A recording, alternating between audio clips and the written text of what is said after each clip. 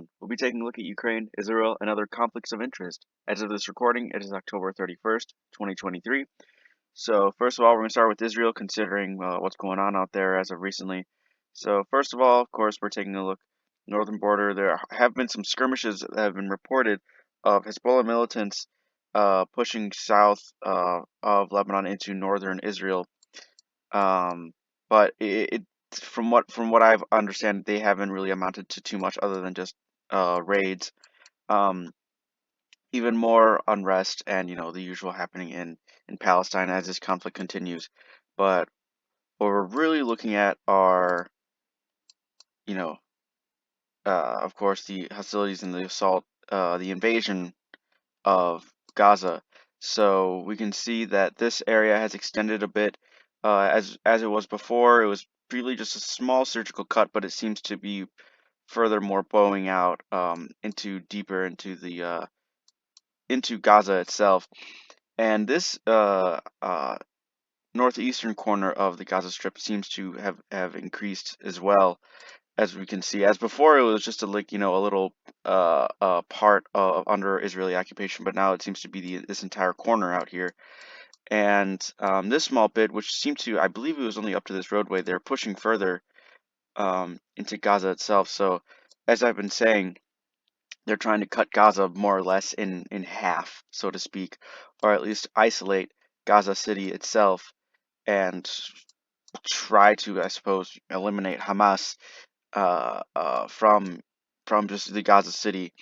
And as we know, I don't know exactly which direction, just considering the secrecy of it all and the unknowns, but they are trying to Israeli forces work out where the tunnel systems of Hamas are, and trying to uh, first of all, of course, considering how densely populated Gaza is, and especially just Gaza City, just trying to work out, building by building, and just including a tunnel system. It's definitely it's going to be a hard nut to crack, and it is going to be a very, very tall order for the Israeli forces if this is what they're trying to do. And a lot of what's being reported as well, Bolivia cutting ties with Israel, and I believe I was talking about, yeah, Sunak, the Prime Minister of the UK, stressing importance of humanitarian aid to Gaza. So, um, considering how this conflict is affecting, Israel Palestine and just the way it's being perceived in the public consciousness, it is definitely a contentious topic, as we know, but it is not a topic without sides, since the- in how it's being reported by the media and just how people are, of course, as I said, perceiving it. Um, it's not it's not really it's taken a different tone. At least I feel as of before, since this is a more of a full-scale invasion, and there are, since the humanitarian impact has been so, so prevalent, especially in how it's being reported about in the media. um this conflict is going to have very deep consequences. So I want to take a look at some of the footage that's coming out there. There's nothing crazy happening in this video. It's just soldiers marching and just tanks rolling in Gaza. But if we just take a look at like the devastation that is essentially being left behind because of this war, and um, if there will ever really be a, I suppose, normal as to, or a previous status quo being felt in Gaza, if that even really ever truly existed. I just wanted to bring up this clip here, just because, you know, I don't think, like I said, the impacts of this conflict are going to be so deep that the rest of Israel, Gaza, Palestine, the Middle East, I don't think it's going to be the same. In terms of how that's going to be, I mean, I don't know. It just really depends on how the war, I suppose, turns out.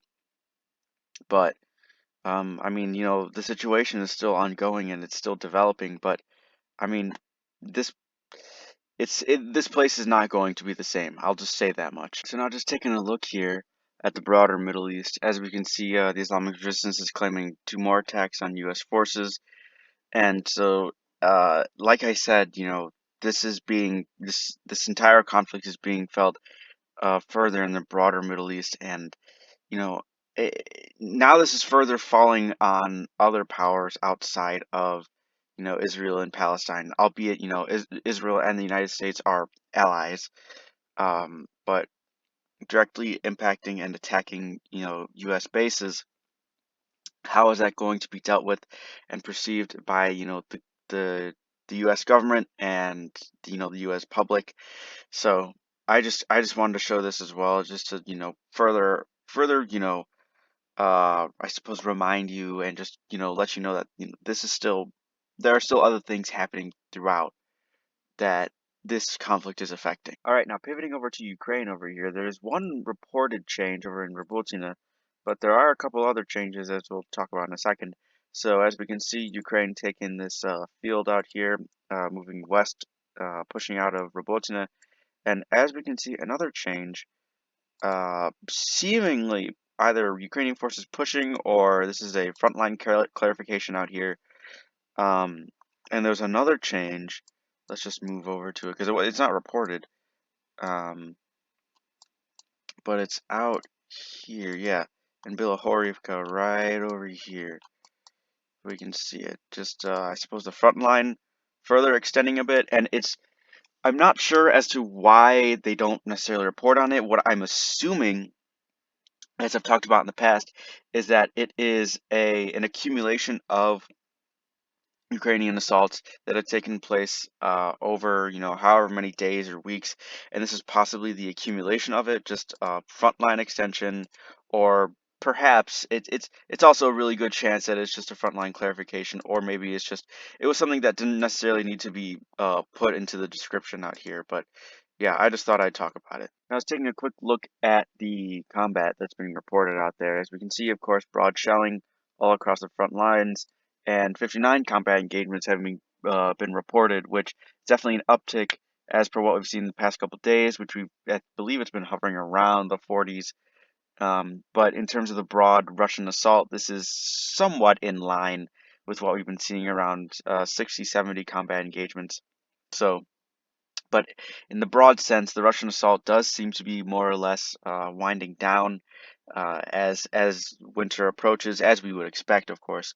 So, in terms of just looking at either trying to fix Ukrainians in place or trying to push further and completely encircle Avdiivka and just the southern Bakhmut direction as well. But yeah, this is just pretty much what's being reported out here. All right, now taking a quick look here at what Oryx is reporting, and I just kind of want to reiterate what I talked about before a few days ago in terms of the Oryx resource.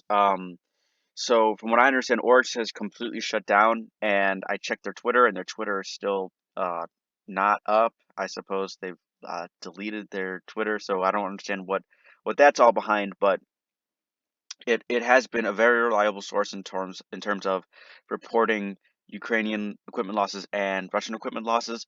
So from what was reported is that there are still, I believe, only 2 individuals who are reporting Ukrainian and Russian equipment losses in the war. But other than that, Oryx is completely shut down in terms of the articles and what else they were reporting. So getting to the equipment, Ukraine was sitting at 4,666, and now they're at 4,687, as we can see. And Russia was sitting at 12,863, and now they're at 12,902. So, as we talked about before, these equipment losses don't seem as I suppose as much as they were before, and either it is because perhaps they aren't recording as much as they could before. Maybe, uh, for whatever reason, they aren't reporting so many equipment losses on either side. That, or Russia has finally perhaps realized that the high casualty and high equipment loss assaults that they were going on before, they don't. It's not as viable as it may be in taking ground, but it's not sustainable or efficient on running war. It's effective, but like I said, it's not sustainable. All right, so taking just a quick look at some of the footage that's coming out of here in Ukraine. So what we're looking at right now is that this is a Leopard 2, and of course in Ukrainian hands, and it is hit and seemingly disabled. So either the fuel tank is hit and begins spewing fire, but the tank stops moving. And what we can see is that the crew effectively survives and is later evacuated by a Bradley out here.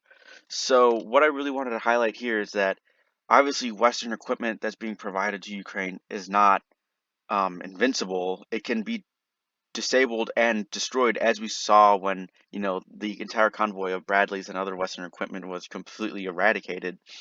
But the crew survived, and especially I believe a lot of the crew of that destroyed convoy later evacuated. So again, Western equipment is not completely invincible, but it does seemingly cause the crew to survive most of the time. So I just wanted to talk about Myanmar really quick out here. So what I've been hearing is that a lot of the rebel groups seemingly have been capturing a decent amount of towns in the Shan state as of recently, and there's a decent amount more footage of more captured equipment by these rebel groups. But I just wanted to show a quick few stills of RPG rockets and a lot of heavy equipment being captured, bullets, assault rifles, and machine guns or whatever out here. So I just wanted to talk about that. Seemingly, these rebel groups are sustaining some victories and progress out here. So either the junta is being pushed back, and from what I've heard is that the military junta of Myanmar, a lot of the people who are fighting for them either have like really low morale or they're deserting um, a lot. But of course, uh, if that's going to be said, of course, by any military. People say that about Russia, people say that about Ukraine, and as to how true that is, who knows. But I just wanted to show this that seemingly, at least from what's being reported, these rebel groups are sustaining at least a decent amount of progress throughout uh, Myanmar. All right, well, that's more or less everything I wanted to talk about today. If there's anything else you want to hear about or any other suggestions you have, or even if I'm, something you want to hear more about, just let me know in the comments. And other than that, thanks for watching.